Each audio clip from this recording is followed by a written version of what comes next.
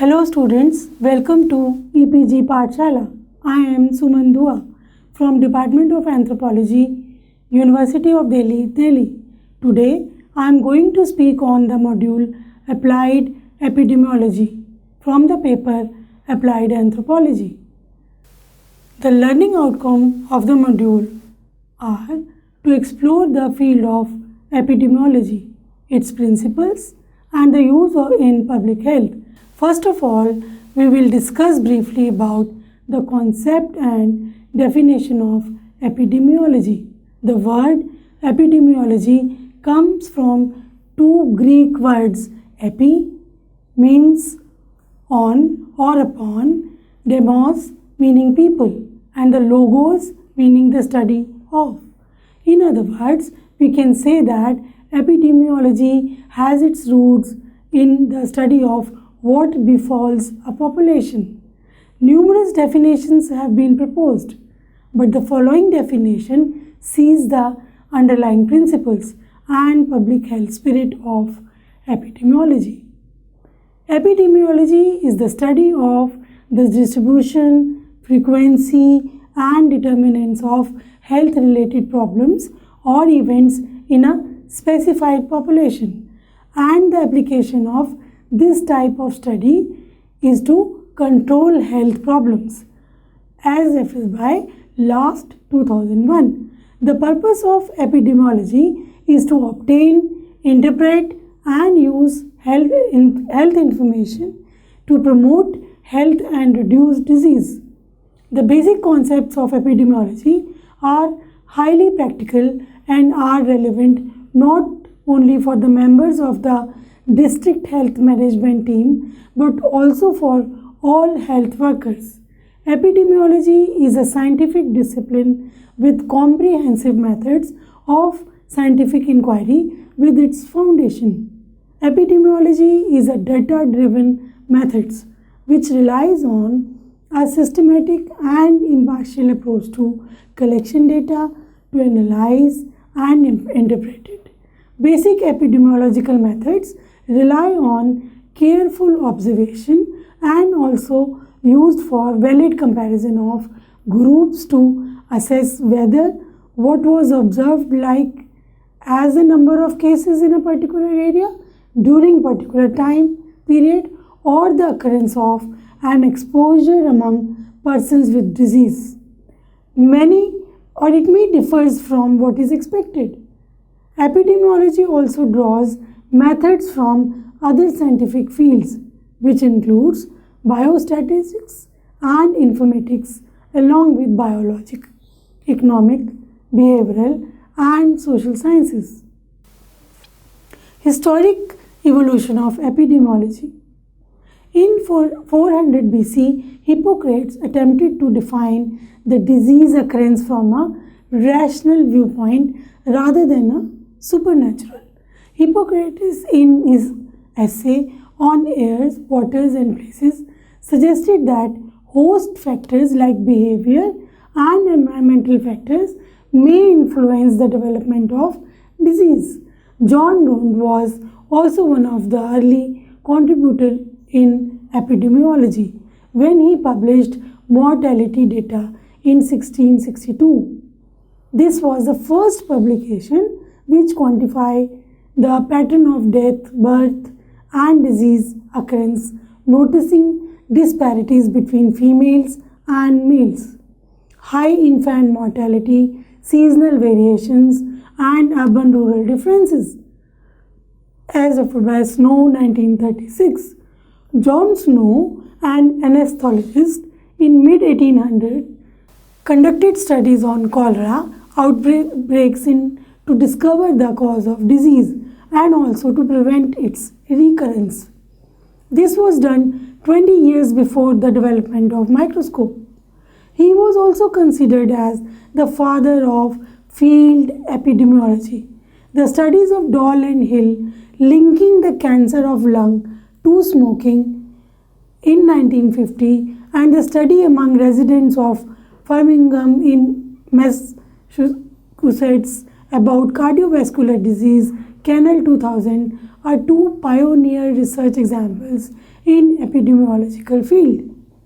During 1969 and early 1970s, health workers used epidemiological methods to eliminate naturally occurring smallpox around the world.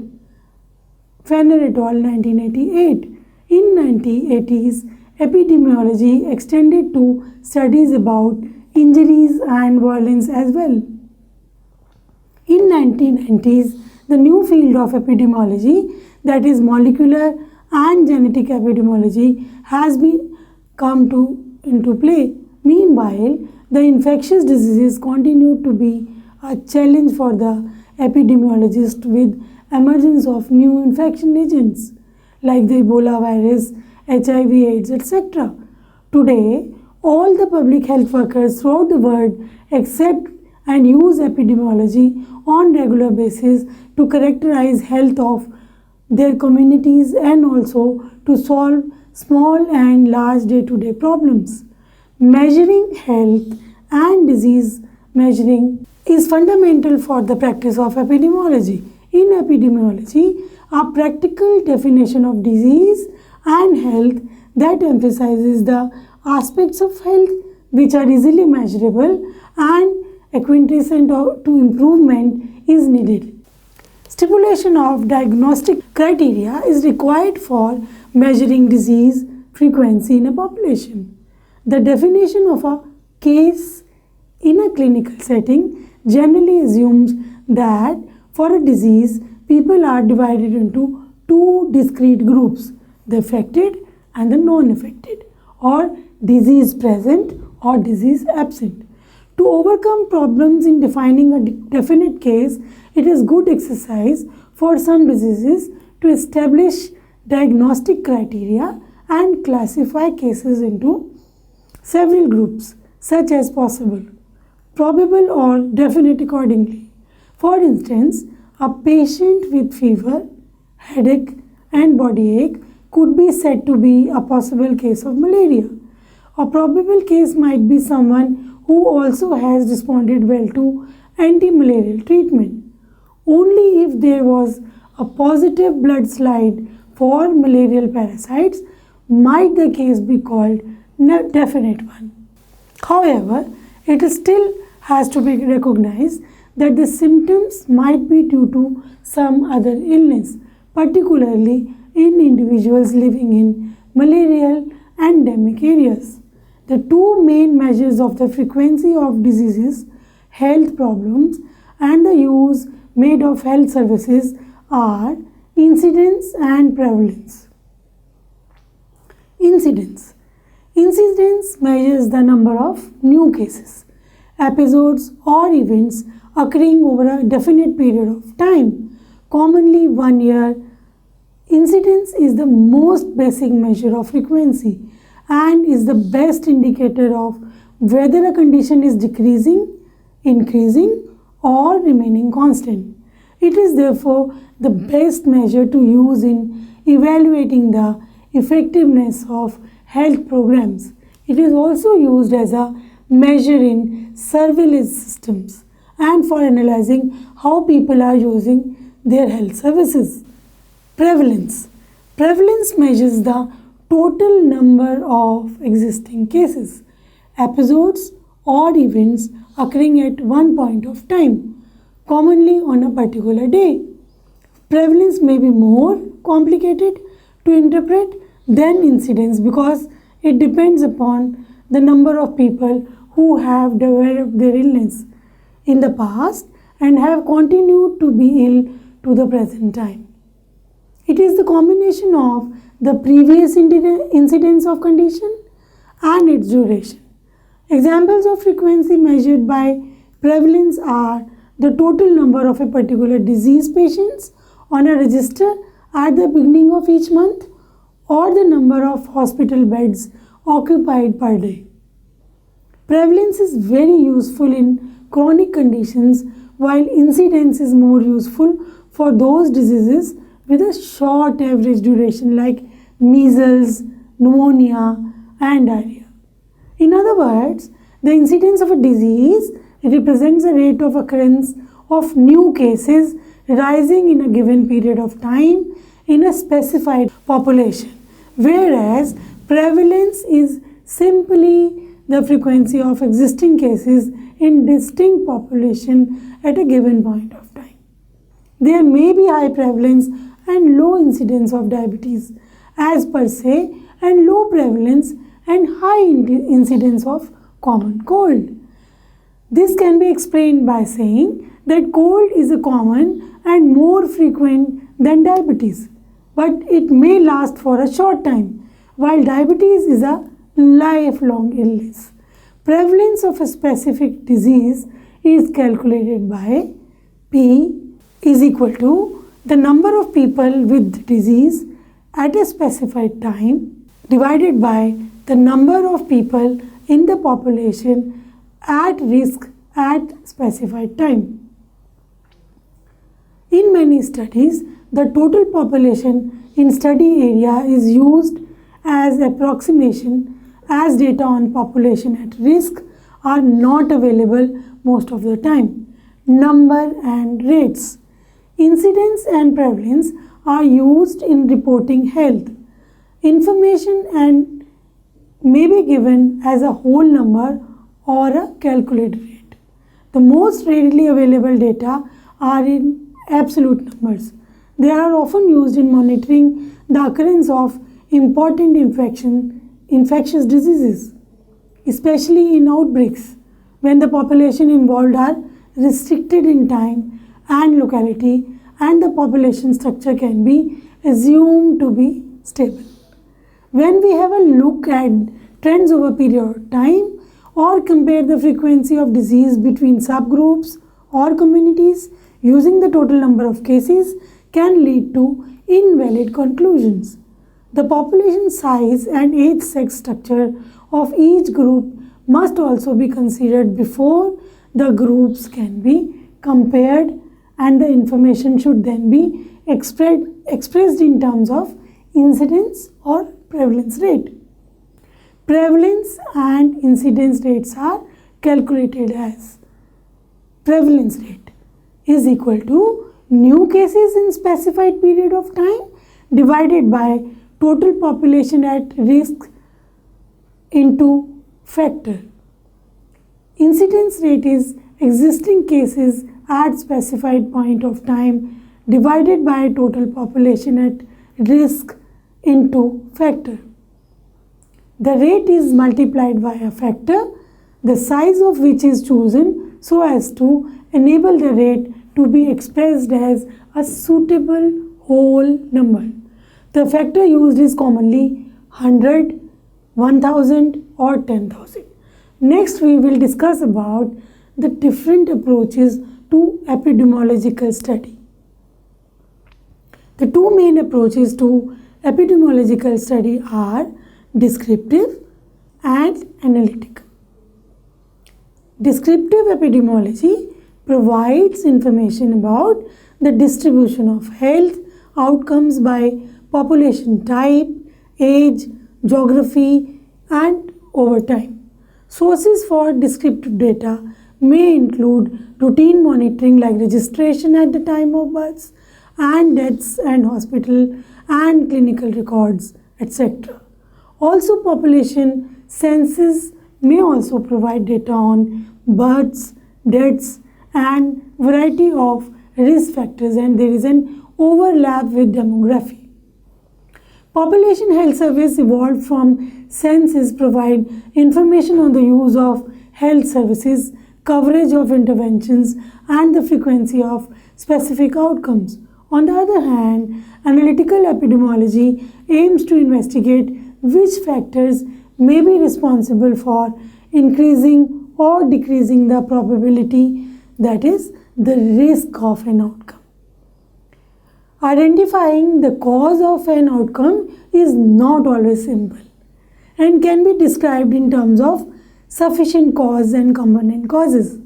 Also, we can say that analytical methods may confirm an association between an exposure and outcome, but causality can only be inferred if alternative explanations, namely chance, bias, and confounding have been accounted for. Observational and interventional or experimental are the two forms the analytical epidemiology can take. An interventional study involves an active attempt to change the determinant of a disease. For instance, an exposure or a behavior and sometimes the progress of a treatment for a disease. The main experimental intervention study designs are as follows. Clinical trials are the first ones. Clinical trials or the randomized control trials. Patients are as the subjects. Secondly are the field trials. The subjects are healthy individuals. Community trials are the ones in which communities are the subjects themselves. An observational study aims to compare the frequency of the outcome in groups or individuals with or without the exposure of interest. An intervention study is effectively an experiment and therefore restricted to evaluating the effect of reducing a risk factor or increasing a protective factor on the frequency of an outcome. Ecological studies. These studies are also called the correlational studies, which are useful in generating hypotheses. In this type of study, until the unit of analysis are groups and not an individual. For instance, there was a relationship found between occurrence of high number of asthma deaths and an average sale of an anti-asthmatic drug in different part of New Zealand. This observation need to be tested by keeping a control on all the possible confounders to eliminate the possibility that other characteristics like severity of the disease in different population did not account for this relationship.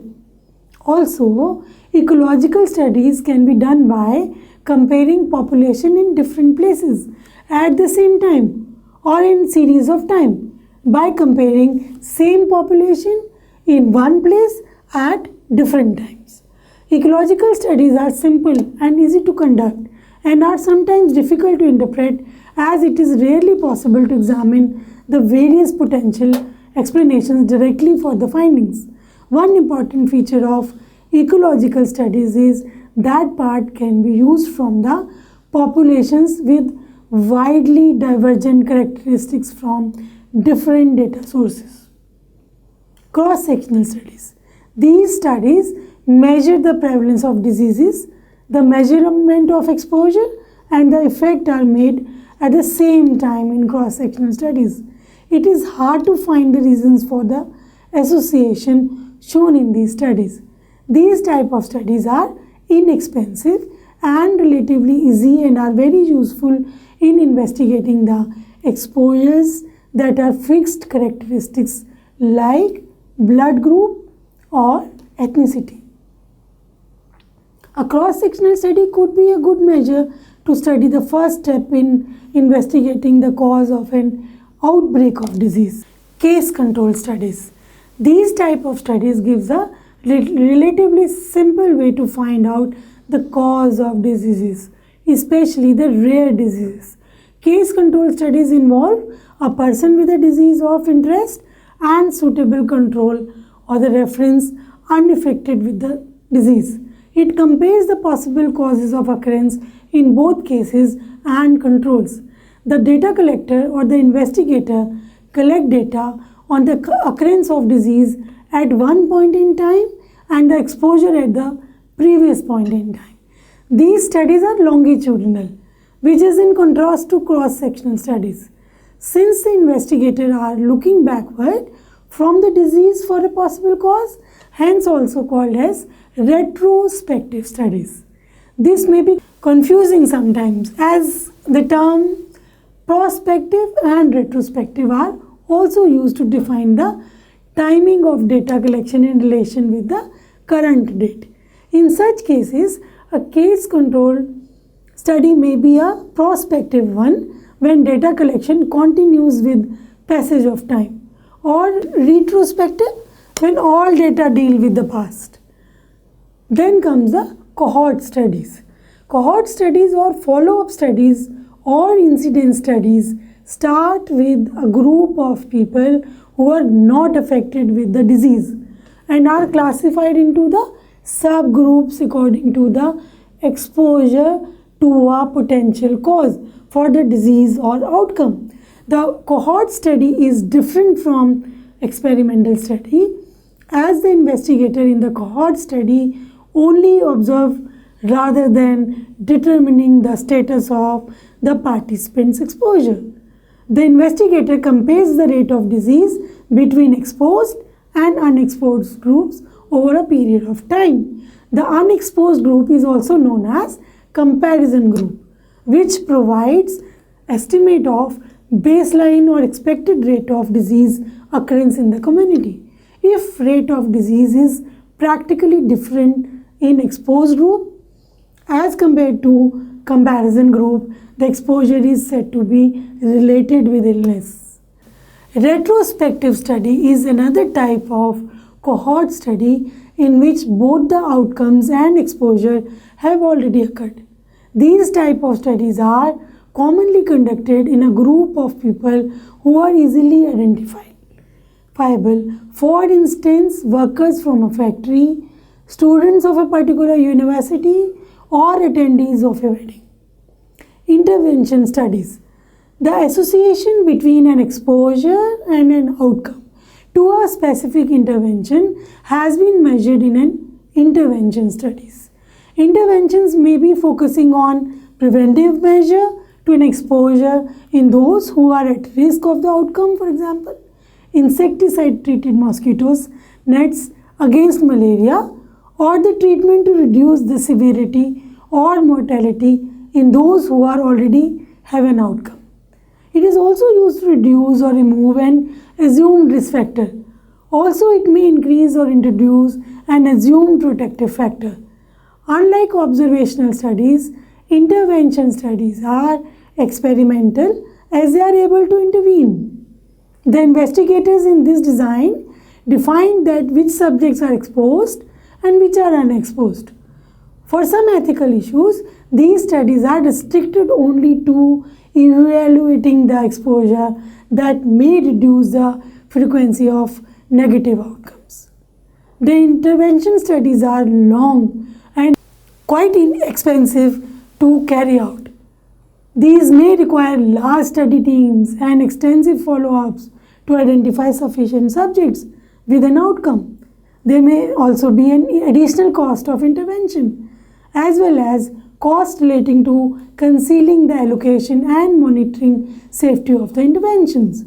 Within interventional studies, there is a study called plausibility study, which evaluates the effectiveness of interventions by comparing with a geographical, historical, or opportunistic control group with no randomization. These studies are appropriate in following situations like if an intervention is so complex that randomized controlled trial RCT results will be excessively artificial. If an intervention is effective in small scale studies but its effectiveness on large scale must be demonstrated. If ethical concern prevents the use of RCT, when the effectiveness studies may be subjected to ethical or practical design limitations, then an efficacy study is conducted ideally as a RCT. The trials in which interventions are not allocated randomly are more likely to suffer for selection bias and confounding, but may be useful in providing preliminary evidences prior to the more rigorous study. Randomized controlled trials are defined by A. The presence of an existing comparison group of study individuals who do not receive any intervention, known as control arm. B. Random allocation of study individuals for intervention and control arms. Uses of epidemiology. Epidemiology and the information engendered by using epidemiological methods have been used for many purposes. Some of them are assessing the community health. Public health personnel are responsible for policy making, implementing, and evaluating. They use epidemiological information and methods as factual framework for making decisions. To assess health of a community or population, relevant sources of data should be identified and analyzed by the person, place and time, such as what are the potential and actual problems related to health in a community, where is the region of occurrence, which population are at risk, which problem has declined over time, which problem are increasing or have potential to increase, how these patterns are related to level and distribution of public health services available. Completing the clinical picture, epidemiologists rely on laboratory technicians and healthcare providers to establish proper diagnosis of an individual when investigating a disease outbreak. They also contribute to the physicians to understand the clinical picture and the history of disease. Lately, clinicians, researchers, and epidemiologists have collaborated to characterize SARS, which is a disease caused by a new type of coronavirus which emerged in China in late 2002. Epidemiologists are also instrumental in describing many non-acute diseases like many numerous conditions associated with smoking of cigarette, from pulmonary and heart diseases to throat, lip and lung cancer. Making individual decisions, some individuals use epidemiological methods and information to make their daily decision related to their health knowingly. Suppose when an individual decides to quit smoking or climb the stairs instead of taking an elevator, eating of salad rather than any fast food or lunch, using a condom, etc., these conditions are influenced consciously or unconsciously by epidemiologists. Assessment of risk. In mid-80s, epidemiologists identified an increased risk of HIV infection associated with some certain behavior associated with sex and drugs. These and other hundreds of other epidemiological findings are directly or indirectly associated with the choices people make on day-to-day basis, choices that affect their health over a period of time. Searching for causes, majority of the epidemiological research is dedicated to searching of causal factors that affect one's risk of disease. The goal for these researchers is to find a cause so that an appropriate public health action should be taken. Functions of epidemiology in public health. Basically, 5 main tasks of epidemiology in public health in mid-1980s were identified, such as public health surveillance.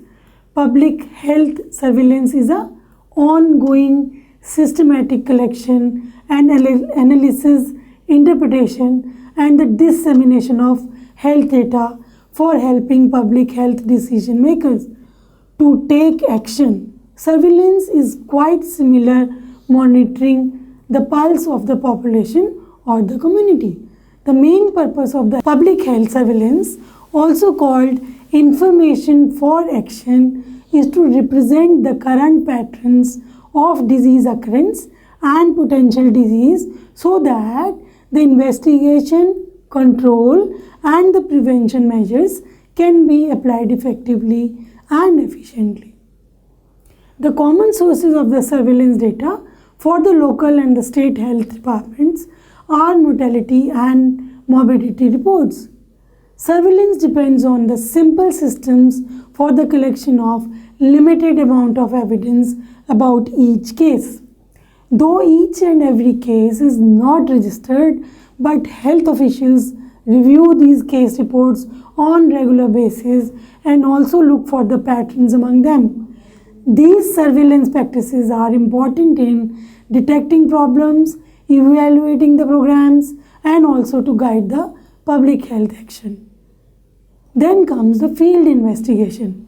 The first step or the action that results from the surveillance case report is the investigation by public health departments.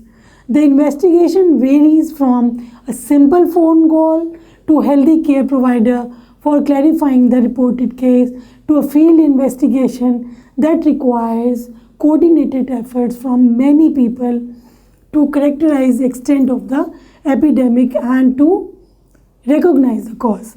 Sometimes investigation leads to identification of many additional unrecognized or unreported cases otherwise who might continue to spread the infection. For instance, in case of STD, the person is investigated by identifying the sexual partners and other contacts of the persons. When these persons are interviewed, many are found to be infected unknowingly and then are given treatment they did not realize they needed. So the identification and further treatment of these contacts prevent further spread of the disease. Linkages. Epidemiologists who are working in public health field rarely act in isolation. Often the field of epidemiology is also called team sport. In an investigation, an epidemiologist participates either as a member or a leader of the multidisciplinary team. Other team members may include laboratory technicians, nurses, sanitarians, other clinical staff, also computer information specialists. Sometimes, often outbreaks are cross-geographical or cross-judicial lines. So the co-investigators may be from other local or state government, clinical facilities, academic institutions, or some private sector. To promote future and current collaboration, the epidemiologists sometimes need to maintain relationship with the staff of other institutions and agencies as well. Mechanisms for supporting such connections include official memoranda of understanding, sharing information for public health, audience and outside partners, and also informal networking which take place during professional meetings. Policy development is also very important. Epidemiologists who understand the problem and the population in which the problem occurs are generally in a unique qualified position to recommend suitable interventions.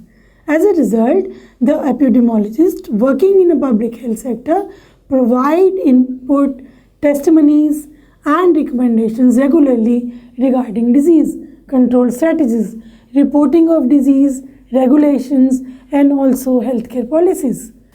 Now, let us summarize the module. At the basic level, epidemiology includes the study of frequency, patterns and the cause of health related problems in a population or a community, and the application of this study is to address the public health issues. Epidemiologists use an organized approach to assess who, what, where, why, when and how of these public health issues are there. The two most essentials of epidemiology are comparison and population. The tasks of epidemiologists are public health surveillance, research, evaluation, field investigation and policy development. To carry out these tasks, epidemiologists are almost and always a part of the team dedicated to protection and promotion of public health. Epidemiologists study the differences in problems among different populations to generate hypotheses about the risk factors and the causes. Cohort and case control studies are commonly used by them to evaluate the hypothesis. Knowledge regarding basic principles of occurrence of disease and its spread among the population is important for the implementation of the effective control and measures for its prevention. Thank you.